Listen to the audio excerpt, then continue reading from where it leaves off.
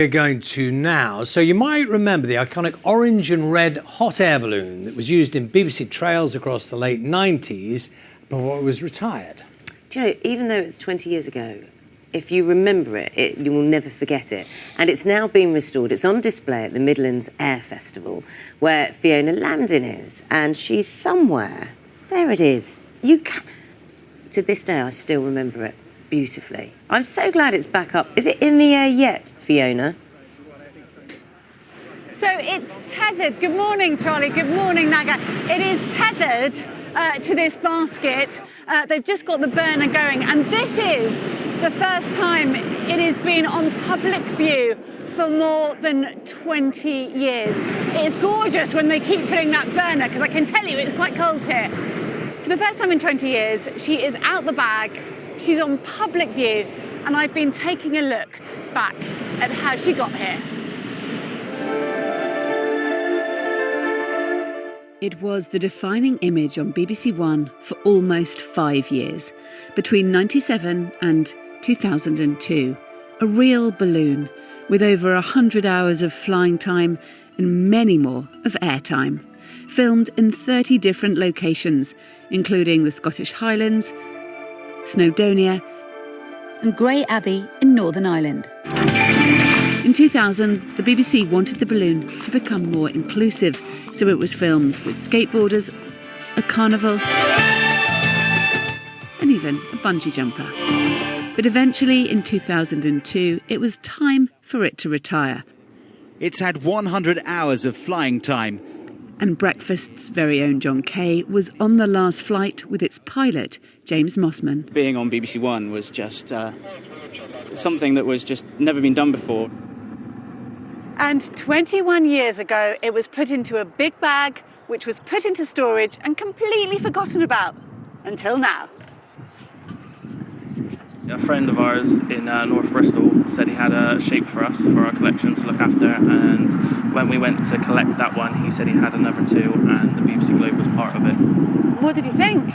Well, it's quite surreal, because when I was a child, I remember it on telly, seeing the BBC idents and stuff, and to have it there in your garage, it's quite surreal. And for the last 4 months, these Bristol brothers have been restoring it.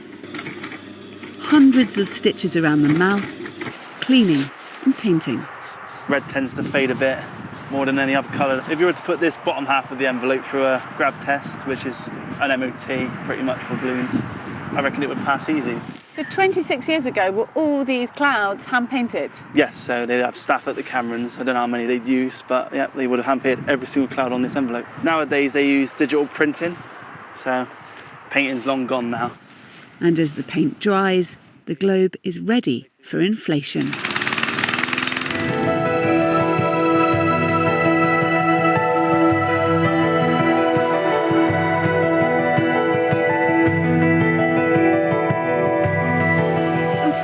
After 2 decades, she is filled with hot air again as she gets ready to meet her public.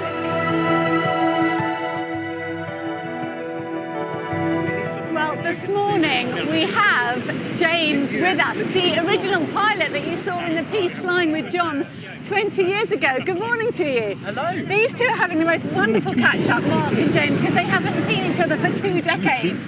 Where do we start? So initially, Mark, you were telling me it was just going to be a computer-generated design. Yeah, because in the late 1990s, that's when CGI first came along, and the whole idea was that they were going to literally montage this on top of some images, but it didn't really work. The technology wasn't there. So they came and they said, can we do it as a real one? We said, of course we can, and here we are.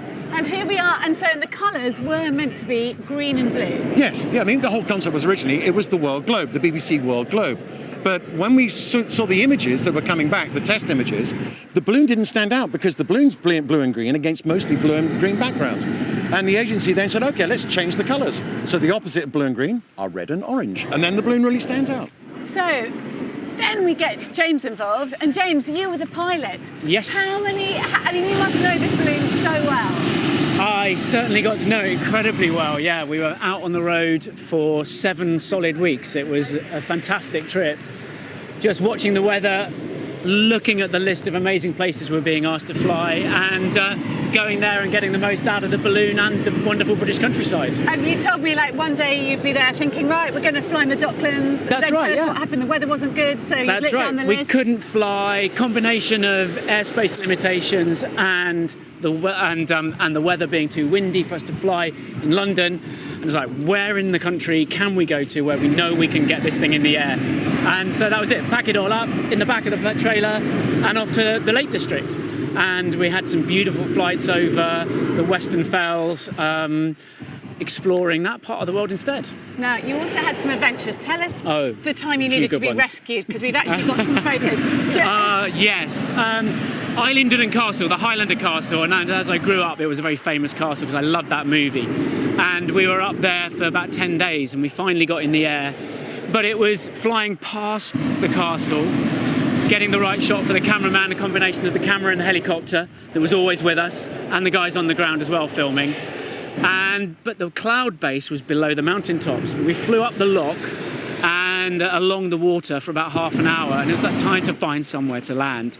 But of course, everything was kind of like this. It was like vertical almost. But we had to land on the side and the gas running out, etc. So we ended up plonked on the side of a mountain here, and they even brought us in some emergency rations to cook on the burner. So what are you cooking there? Baked beans? Baked beans and sausages, if I remember rightly, one of those emergency ration packs. And so Pete, who's just over the way there, was our chief chef for the morning, and then we had to get a helicopter come in and lift everything off and take us back to base. How long were you stranded there for? From memory, I think it was about 2.5, 3 hours we were up the side of that mountain, but we did see a stag silhouetted against the cloud in the distance that morning. Wow, so you had some amazing adventures. We did, yeah, it was a fantastic trip. So that's the past. Now, Mark, tell us, it's been in a bag for over 20 years, going from person to person to person. Now it's been found. What sort of condition? What is the future? I mean, she's tethered this morning, but do you think she will ever be able to fly again? We are hoping. I mean, the most important thing was that the balloon was actually stored in a dry condition. So when we were able to get it out, the next thing we needed to do was some restoration work because there was some minor damage. And I have to say a big thank you to Cameron Balloons, who originally built it, who then did all the necessary repair work for us. Now, the next phase is that we've got to try and get it a certificate of airworthiness to be able to free fly, which is a very long and involved process that there's lots of paperwork and inspections and lots of things to be done. But we are really hopeful because it's in remarkably good condition. The fact that it's been stuck in a bag for 22 years and not touched, and when we got it out, it was like, wow, this looks really good.